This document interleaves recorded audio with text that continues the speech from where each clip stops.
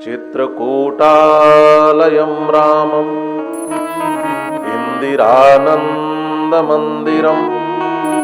वंदे च परमानंदं भक्तानामभयप्रदम्।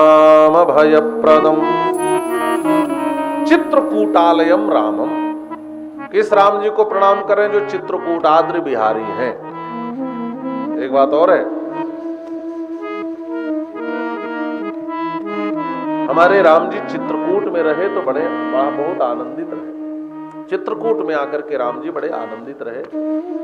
एक कवि हुए रहीम साहब, उन्होंने लिखा है, चित्रकूट में रमी रहे रहीमन राम नरेश, और जापर विविधा पड़त हैं सो आवत यही देश।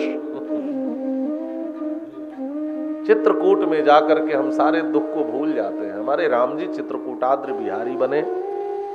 इंदिरानंद मंदिरम, इंदिरा के जो आनंद मंदिर श्री राम है, हम उनको प्रणाम करते हैं। इंदिरा यह लक्ष्मी जी का पर्यायवाची शब्द है। इंदिरा लोकमाता मां क्षीरोद तनया रमा।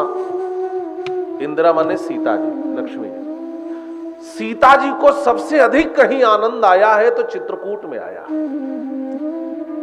सीता जी का सुंदर श्रृंगार राम जी चित्रकूट में करते हैं। एक बार चुनि कुसुम सुहाए निज कर भूषण राम बनाए। आप ये मत समझें कि केवल कन्हैया ही किशोरी राधिका का श्रृंगार करते थे, रघुरैया भी श्रृंगार करते थे। और गोस्वामी जी ने तो बड़ा सुंदर गीतावली में वर्णन किया है। विरचित तह पर्णशाल अति विचित्र लखन लाल, निवसत जह नित कृपाल राम जानकी। निज कर राजीव नयन पल्लव दल रचित शयन, प्यास परस्पर पीयूष प्रेम पान की। सी अंग लिखे धातुराग सुमन भूषण विभाग, तिलक करनि का कहो करुणा निधान की। माधुरी विलास हास गावत जस तुलसीदास, बसत हृदय जोरी प्रिय परम प्राण की। राम जी सुंदर फूलों का रस निकालते हैं, बढ़िया कलम बनाते हैं, और सीता जी के अंगों पर चित्र बनाते हैं। और इस रस का पान कौन कर रहा है? कहा चितवत मुनिगण चकोर बैठे निज ठौर ठौर। और जितने ऋषि महात्मा मुनि हैं सब पक्षी बन बन करके झांक रहे हैं, देख रहे हैं, और कह रहे हैं बाहरे ठाकुर जी आप इतने बड़े कला निधान हो, हमें तो पता ही नहीं था।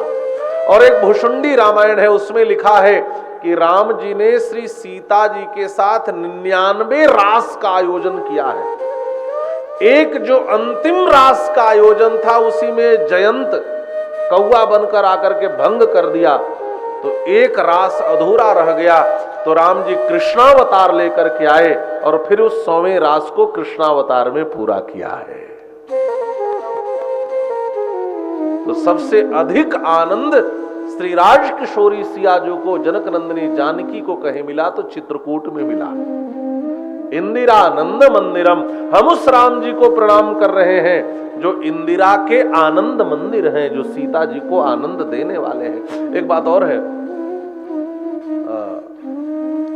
एक ग्रंथ है प्रसन्न राघवम, तो उसमें जब मैया कैकेयी ने राम जी से कहा कि बेटा मैंने तुम्हारे लिए 14 वर्ष का वन मांग लिया, तो राम जी ने कहा मां आपने ऐसा क्यों किया?